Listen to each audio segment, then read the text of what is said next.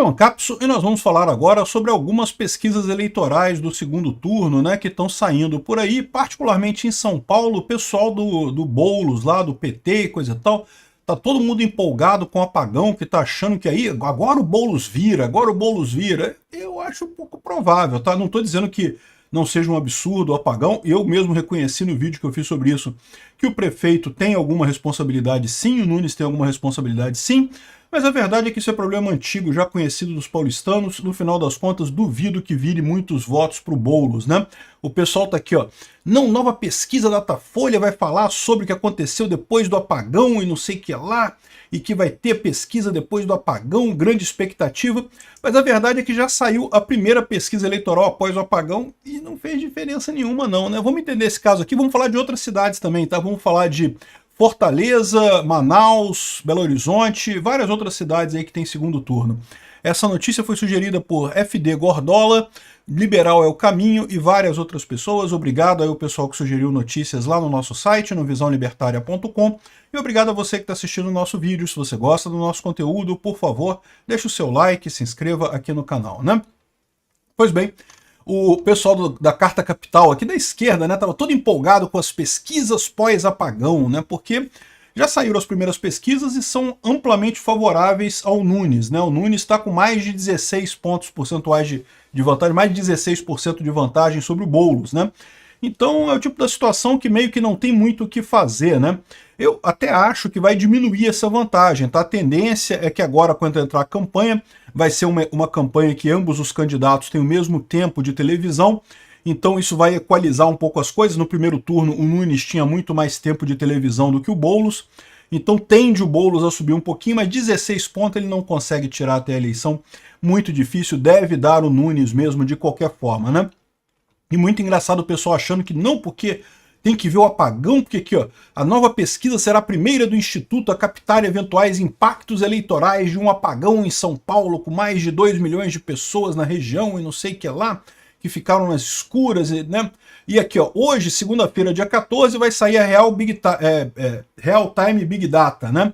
Será a primeira pesquisa depois do apagão. E depois, na quarta e na quarta-feira, dia 16, vão sair duas pesquisas da Paraná Pesquisa e da Quaest, e também na terça-feira, entre terça e quinta, será a da Datafolha. Então tem várias pesquisas aí. Só que é aquele negócio, o que diz a primeira pesquisa aqui depois do apagão, não tem muita diferença não. Olha só, o resultado aqui é que Ricardo Nunes tem 53% das intenções de voto e o Boulos tem 42%. Ou seja, é uma distância menor que a distância da Datafolha, mas não quer dizer nada, porque é o que eu falo para vocês, né? Ainda é uma distância enorme, mais de 10 pontos percentuais, e no final das contas essa é a primeira pesquisa desse instituto no segundo turno. Esses institutos, vocês sabem, têm uma tendência, né? Você vê o mesmo instituto subindo e descendo, é mais importante do que comparar um instituto com outro, porque eles têm metodologias diferentes no final das contas. Então, mesmo que tenha alguma distância, e eu falei para vocês, vai haver uma diminuição dessa distância entre o Nunes e o Boulos, mas não tem chance do do Boulos chegar nisso daí, né? A própria esquerda está falando aqui, ó, por que é difícil o Boulos repetir esse ano a virada do Haddad em 2012? Para quem não lembra, o Haddad foi para o segundo turno em 2012 também em segundo lugar, né? E acabou ganhando, né? Então aqui, ó, o que eles falam aqui? Qual que é o problema que o Boulos enfrenta? É a alta rejeição e a avaliação do governo Lula, né? Mas principalmente a alta rejeição do Boulos, eu acredito, lá em São Paulo. Olha só o que eles falam aqui, ó. Um dia após o primeiro turno, o Boulos minimizou a dificuldade de atrair votos dos adversários, comparando sua vitória à vitória do Haddad em 2012, né? Mas a verdade é que o Haddad foi para o segundo turno, disputou com o José Serra, e naquela época tinha um monte de problemas. O José Serra, ele era na eleição anterior, ele tinha prometido não disputar a eleição para governador e disputou, então usou a prefeitura de São Paulo como um trampolim. O pessoal de São Paulo estava muito chateado com isso, né? E outra coisa que houve também é que o Haddad é um cara meio tucano, né? Na visão do pessoal lá de São Paulo, segundo dizem o pessoal aqui, né? O Haddad acabou virando e vencendo a disputa municipal contra José Serra lá. Mas o que aconteceu nessa época? A primeira pesquisa no segundo turno já mostrava o Haddad na frente. Ou seja, no primeiro turno, de fato, o José Serra ficou na frente, o Haddad ficou em segundo, tinham outros candidatos à esquerda também na pesquisa, mas a primeira pesquisa do segundo turno já botou o Haddad lá na frente, e a primeira pesquisa do segundo turno já mostrou aqui que não, o Nunes continua realmente ganhando com muita facilidade, né? O problema é justamente o perfil do Boulos, né? Essa ideia do Boulos como radical cola muito na população, por conta da invasão, né, do extremismo, de invasor, a pecha de invasor e radical pelo seu histórico com o MTST. É engraçado o pessoal falar isso como se fosse uma coisa en passant, né? Não, por acaso. Não, cara, o Boulos é isso mesmo, o Boulos é invasor de terra. Ele fez esse tipo de coisa mesmo. Ele criou o MTST para invadir propriedade dos outros. Então, é engraçado eles falarem de pecha de invasor. Não, porque criticam o Boulos dizendo como se ele fosse um invasor. Não, o Boulos é um invasor. O Boulos fez toda a carreira política dele nesse grupo de invasão de propriedades, né? Então, o Boulos é um radical, e é isso que é o problema que pesa para ele, né? O ex-prefeito, no caso aqui ele está falando do Haddad, sempre foi considerado o mais tucano dos petistas, né? Não sei se isso tem alguma lógica, mas no final das contas, de fato, pelo menos o Haddad não tem essa pecha de radical, né? Enfim, repetir a pecha de invasor tem sido uma das estratégias da campanha do Nunes na reta final, e é lógico que vai ser isso, e é lógico que vai colar, por quê? Porque é verdade, não tem como Boulos escapar desse troço, né?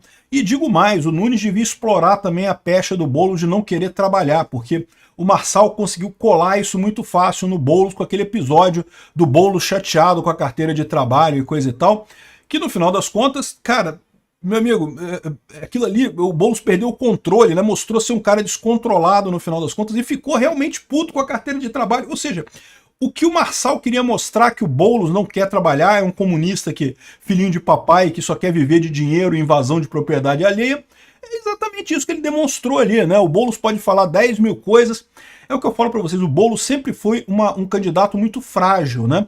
Outra coisa que pode ser usada com muita facilidade contra o Boulos, o que falou a Tabata no último debate do primeiro turno, né? Questionando as mudanças de opinião dele. Não porque ele era a favor do aborto, depois virou contra. Ele era a favor disso, virou contra aquilo. Não sei o que lá, era a favor... Peraí, mas você mudou de ideia nessa semana, quem garante que semana que vem você não vai mudar de ideia de novo e vai voltar para as ideias antigas? Que história é essa, né? Então, esse é o Boulos é um candidato frágil, né? Não acredito que ele tenha como sair. De novo, a minha visão é que as intenções de voto vão se aproximar, o Boulos vai crescer um pouco, o Nunes vai cair um pouco, mas não vai ter grandes mudanças assim a ponto de mudar o resultado no segundo turno, né? Bom, falando de outras cidades, em Fortaleza também estamos bem aqui, ó. O Fernandes, que é o André Fernandes, que é do PL, está com 48% de votos contra o Evandro Leitão do PT, 43%, né? Segundo o Paraná Pesquisa, que é um bom instituto, né? Costuma acertar. Então, uma diferença de 5 pontos percentuais é uma boa diferença, fora da margem de erro. Então, o André Fernandes tem tudo para ganhar em Fortaleza. Não tem nada a ganhar ainda, tá? Fortaleza é reduto da esquerda, certamente a esquerda lá vai tentar todos os truques e mais alguns para ganhar essa eleição, mas eu diria que o André Fernandes tem muita chance de ganhar em Fortaleza, parabéns para ele.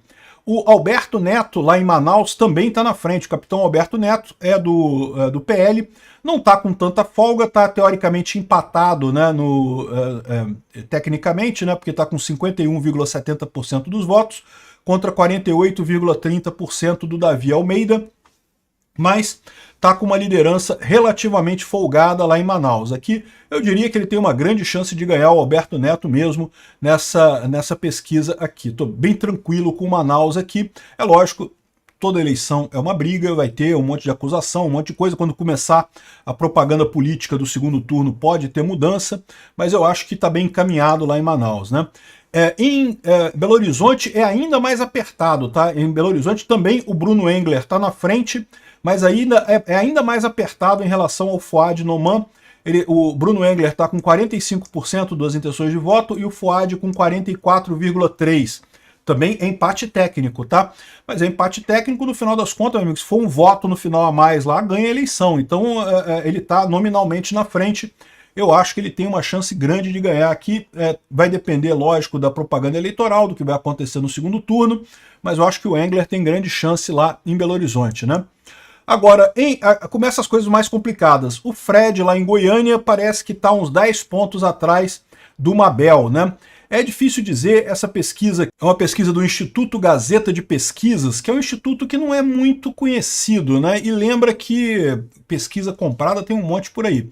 O Instituto Veritas, segundo o Gustavo Gayer, né, que é deputado lá por Goiás, está colocando o Fred na frente, com uma diferença, quase um empate técnico ali também, mas está dando o Fred na frente. Então acho difícil ainda de ter uma noção da situação ali em Goiânia. Vamos aguardar as próximas pesquisas aí para ter algum instituto mais ou corroborando o Veritas, ou então com mais informações para a gente ver como é que tá lá.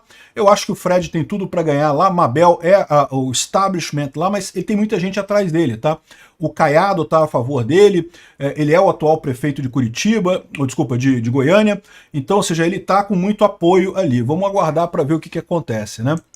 Bom, outro lugar que a gente tem problema é em Belém do Pará. Segundo a pesquisa que está colocada aqui da Real Time Big Data, o Igor, que é do MDB, está 25 pontos à frente do Éder Mauro do PL no segundo turno. Foi um excelente resultado o Éder Mauro chegar no segundo turno. Essas pesquisas lá em Belém do Pará, eu também não sei se eu confio tanto não. Acho que vale a pena a gente acreditar, votar para ver se o cara chega lá.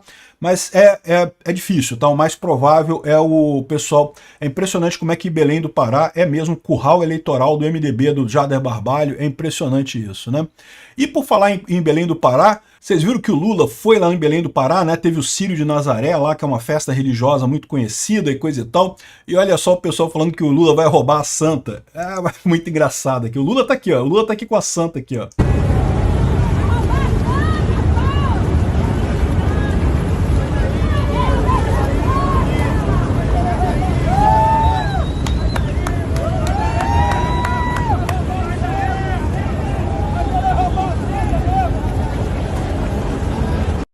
Ele vai roubar a santa, ele vai roubar a santa. Pois é, né? O Lula é o Lula, não tem jeito. Mas parece que lá no Pará, realmente, os barbalhos ainda dominam a coisa por lá, né? Outro lugar curioso é Curitiba, meu amigo. Curitiba, vocês sabem, né? É o Pimentel e a Cristina Gramel. E olha que coisa, o Pimentel já conseguiu suspender mais uma pesquisa. Adivinha por que ele suspendeu a pesquisa? Eu não sei. Tá tudo em segredo de justiça. É impressionante como é que o TSE, o STF, todo mundo ajuda o cara e é contrário a Cristina Gramel, né? Impressionante mesmo. E, curiosamente, suspenderam a pesquisa, não foi porque ele estava na frente da pesquisa, né? Se ele estivesse na frente da pesquisa, ele não ia suspender a pesquisa, né? Então, o fato dele ter corrido atrás de suspender a pesquisa, a gente não saber qual foi o resultado desse levantamento do Atlas Intel, mostra que, Curitiba, a Cristina vai ganhar mesmo. Obrigado por assistir o vídeo até o final. Além de curtir, compartilhar e se inscrever no canal, considere se tornar patrocinador com valores a partir de R$ 1,99. Clique no botão Seja Membro abaixo para saber as condições e vantagens de patrocinar o canal. Mais informações sobre o nosso projeto, visite nossos sites indicados na tela.